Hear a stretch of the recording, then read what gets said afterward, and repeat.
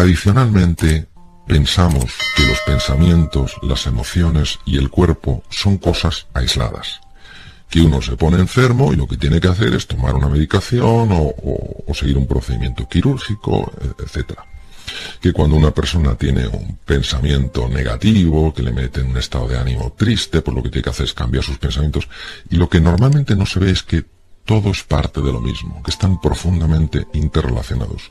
Yo lo que compartía con ellos era que cambiando ciertos esquemas mentales podían tener una repercusión increíblemente rápida en su estado de salud. Por eso ellos venían por problemas de salud y yo les sugería, aparte obviamente en casos que necesitaran medicación, pues lógicamente se la daba, y en casos de cirugía pues se la daba, pero además de forma complementaria les sugería ciertos cambios, ciertas posibilidades de transformación en cómo ellos se percibían a sí mismos y a la realidad. Y lo que a ellos les sorprendía más es cómo eso no solo les llevaba a un estado de mucha mayor satisfacción e ilusión y alegría, sino que es que además lo notaban físicamente, es decir, que dolores que tenían se les quitaban.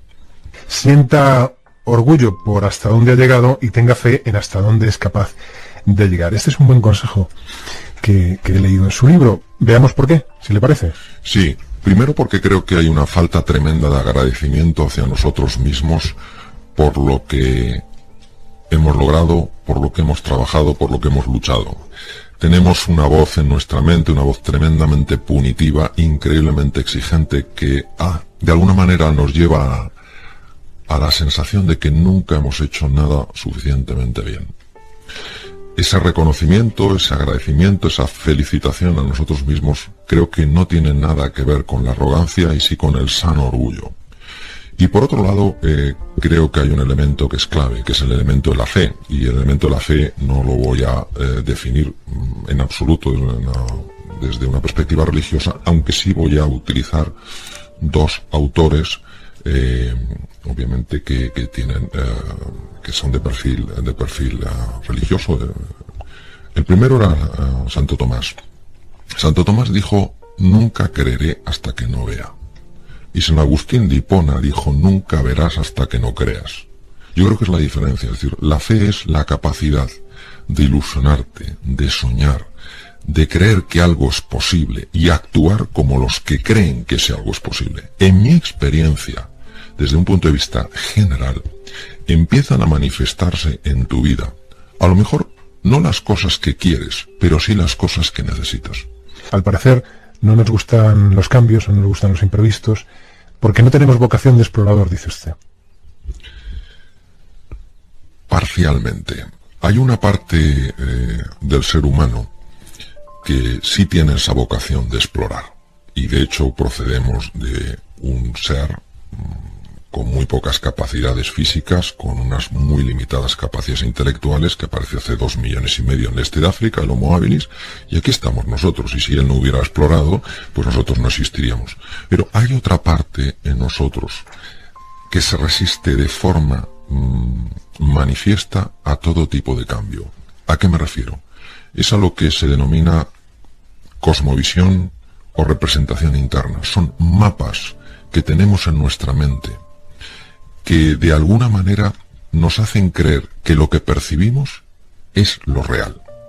Cuando la realidad intenta imponerse a través de un proceso de cambio, muchas veces nos aferramos a esos mapas. Queremos que lo que nos ha servido para navegar en el pasado nos siga ayudando a navegar en el futuro. Y hay cosas en ese mapa que tienen que ser cambiadas. A esta resistencia al cambio me refiero. Y yo creo que usted habla también de una aventura interior, ¿no?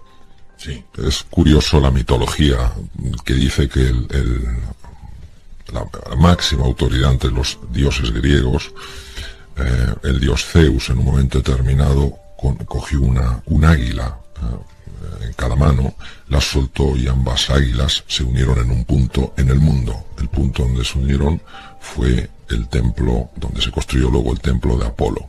En el templo de Apolo, en la entrada hay una piedra con una máxima o una cita que es: conócete a ti mismo. Yo creo que el ser humano no tiene ni idea de quién es.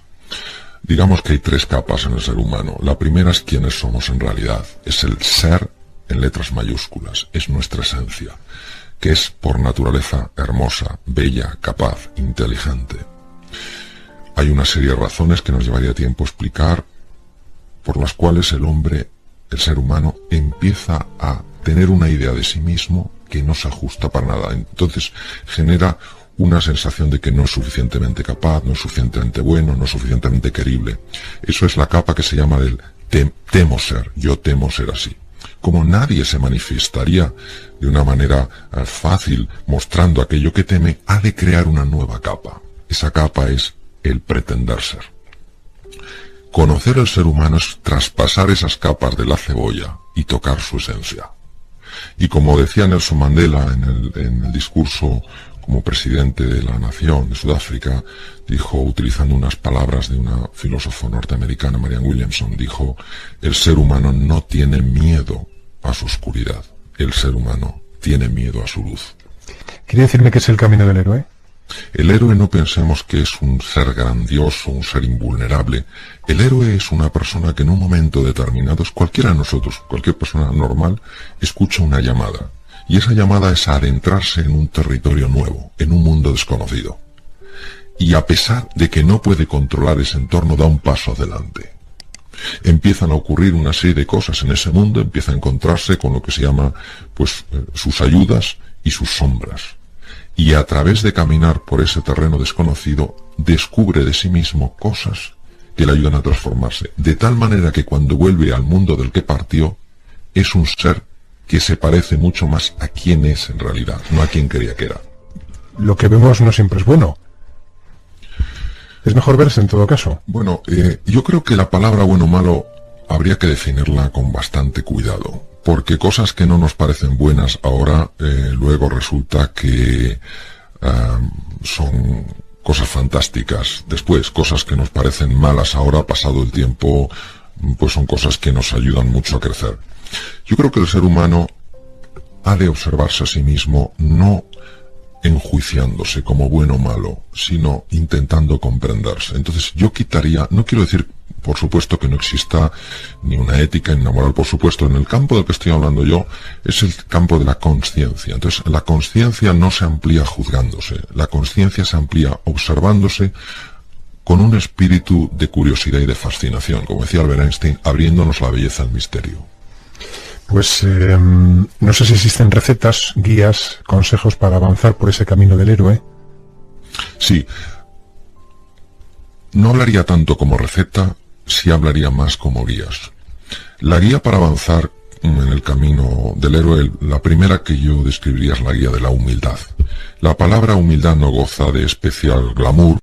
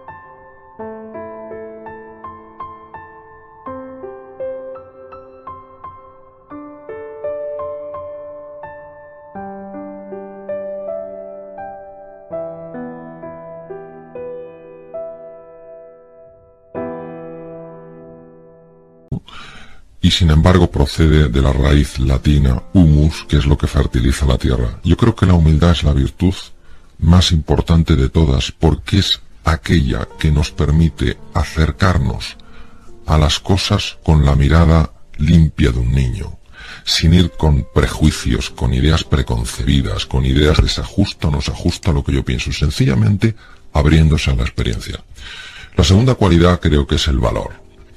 El valor no quiere decir no tener miedo. El valor quiere decir no dejar que el miedo te paralice en aquellas cosas que son realmente importantes. Todo ser humano puede ser un héroe por amor. Entonces, el valor es ese compromiso de dar la cara, de defender aquello que verdaderamente merece la pena que se defienda. Lo tercero, creo que es un cierto sentido de aventura y de curiosidad. Nuestro nivel de felicidad tiene mucha relación con el nivel de incertidumbre en el que nos podemos introducir y en el que a su vez nos podemos sentir cómodos. Sin esta hambre, sin esta sed por crecer o por evolucionar, creo que es difícil avanzar por el camino del héroe. Y creo que hay otro punto, para no extenderme más, que es el de la contribución. Yo creo que el camino del héroe no es un camino que se recorre solo. Yo creo que el camino del héroe es un camino que se recorre para beneficiar a otros. Con el estrés justo. Sí. Hay que distinguir tres conceptos fundamentales. El primero es podemos decir, una situación neutra, donde algo no tiene demasiado impacto para mí, con lo cual, bueno, pues tampoco tiene una implicación emocional significativa. Luego hay un punto en el que yo me encuentro con un desafío, y en ese desafío se activan mecanismos que me dan más potencia para hacerle frente. Y luego hay una situación que es la situación disfuncional en la cual frente a un desafío yo me siento impotente. Es normal que frente a un desafío un ser humano sienta miedo y sienta a la vez entusiasmo, sienta dudas y sienta a la vez certeza. Y esto no es un dilema, es un contraste, se puede sentir la una y la otra. Cuando una persona se sube a una montaña rusa, tiene un poquito de miedo porque las montañas rusas, francamente, algunas dan un poquito de miedo, pero también tiene su punto de ilusión y de entusiasmo. Donde entramos en un estado disfuncional es cuando queremos cambiar las cosas que están lejos de nuestra área de influencia y nos desgastamos ahí, y en aquello que podemos cambiar, ahí manifestamos una profunda sensación de impotencia. La palabra estrés, aquí hay un concepto que es importante matizar. El verdadero significado de una palabra, el verdadero significado en cuanto al significado de nuestra vida, no viene descrito en el diccionario, viene descrito por el cajón de emociones que abre en nuestro interior. ¿Qué pasa? Que la palabra estrés automáticamente está asociada con algo negativo. La máxima autoridad en el mundo en estrés, la persona que descubrió el estrés, el profesor húngaro Hans Selye, distinguía perfectamente dos clases: un estrés positivo, que me da más capacidad, más competencia para resolver, estrés al que denominó eustrés, y un estrés negativo que me amilana, que me hace sentirme pequeño, disminuido, encogido, y que además tiene una serie de repercusiones en la salud que se llama distrés. Por tanto, yo distinguiría de qué estrés estamos hablando: del que me ayuda o del que me anula, del eustrés o del distrés. El estrés es una fuerza que se pone en marcha para ayudarnos. Y yo me gusta simbolizarlo con una balanza que tiene dos platillos. Uno de los platillos es el platillo del eustrés, que nos ayuda. Otro es el del distrés, que nos anula.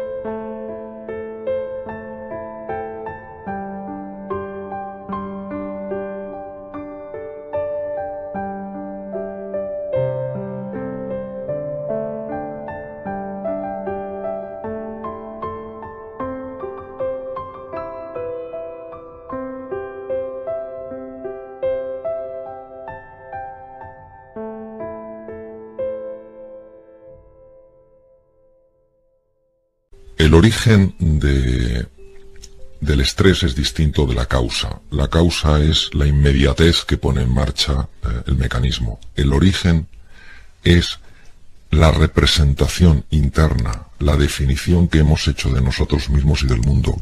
Cómo nos lo describimos el mundo a nosotros mismos, qué imagen hemos creado. Y eso es el origen. De hecho, cuando uno empieza a cambiar esa representación interna, cuando uno empieza a ampliar ese mapa, causas que antes le producían distrés, por ejemplo, atascos, ciertas reacciones un poco duras de las personas, dejan de afectar. No es que uno pase, es que las ve de otra manera. Las consecuencias de que se active de forma sostenida la balanza negativa, el platillo negativo, disfuncional, el platillo de estrés, son muy serias, tanto a nivel de eficiencia mental como a nivel biológico. Citaré unas pocas. La primera es una reducción en la capacidad de funcionamiento de una parte del cerebro que es el lóbulo prefrontal, básico en toma de decisiones, tomar perspectivas sobre las cosas, ver los desafíos con un poco más de claridad, porque en ese momento el organismo entiende que la parte más importante no es la que nos está ayudando a ser creativos o a ser imaginativos, sino la que nos ayuda a sobrevivir de un peligro. Por otra parte, sabemos que el distrés mantenido en el tiempo produce muerte de neuronas cerebrales. Esto es una cosa ya muy sólidamente investigada, de neuronas que tienen que ver con el aprendizaje, la memoria, incluso que segregan productos básicos para la sensación de alegría. Y desde el punto de vista corporal voy a señalar pues fundamentalmente tres, para no extenderme. La primera es que afecta directamente al sistema inmunitario, el sistema de defensa del cuerpo frente a bacterias, virus y tumores. Cuando el estrés disfuncional, el distrés, está permanentemente activado, el sistema inmunitario funciona significativamente peor, es decir, es más fácil nos cojamos una infección que un catarro, una gripe, y por supuesto, si estamos en un proceso de lucha contra un tumor maligno, perdemos potencia. Desde el punto de vista del aparato digestivo, hay una parte en el cerebro, se llama la ínsula de Ryle, que está escondida en la corteza cerebral, una parte que está plegada de la corteza cerebral, que es ese manto arrugado, que cuando la persona está en distrés tiene una repercusión tremenda en el tubo digestivo, unos trastornos de reflujo gastroesofágico, es decir, subida de ácido, colon irritable, molestias, pues, de estreñimiento, diarrea, meteorismo, que es este gas molesto, etc. Y desde el punto de vista de la composición de la sangre, el distrés genera un aumento de producción de colesterol y triglicéridos en el hígado, lo cual no nos beneficia porque la sangre es mucho más viscosa y este manto lipídico, este manto graso se incorpora a la íntima, a la capa interior de las arterias y favorece luego pues, todos los problemas de obstrucción vascular. Claro. Se han hecho estudios muy interesantes para ver si una persona puede estar mucho tiempo en eustrés o en el estrés positivo. Pongamos el caso, una persona que está trabajando en una empresa y está con un proyecto que tiene que darle una solución muy rápida, es un proyecto complejo y esa persona, todo el equipo están absolutamente al máximo de capacidad, energía y vitalidad, una enorme concentración, muy focalizados. Es importante que sepan que a los 90 minutos aproximadamente, no hay que llevarlo con tiralíneas, pero a los 90 minutos aproximadamente, si no se genera un pequeño espacio de recuperación, empieza a acumularse un residuo tóxico que se llama carga alostática. ¿Qué quiere decir? Que pues a los 90 minutos uno no para y sigue pues así de forma continua un día y el otro, no se da cuenta, pero va acumulando carga alostática y de repente al cabo de un tiempo esa persona entra en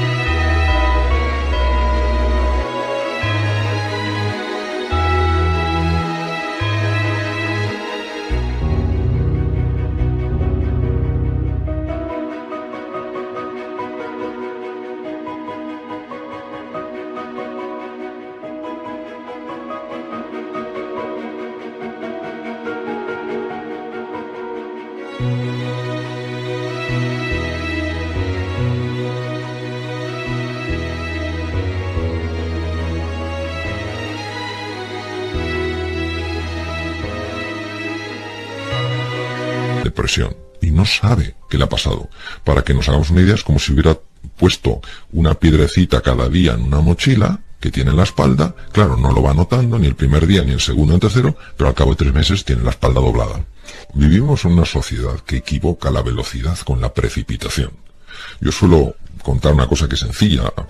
A nadie le importaría que un cirujano hábil le operara si dicen que es un cirujano rápido, pero si le dicen que este cirujano es un cirujano que actúa de forma precipitada, más de uno se lo pensaría. Vamos, a mí desde luego no me opera.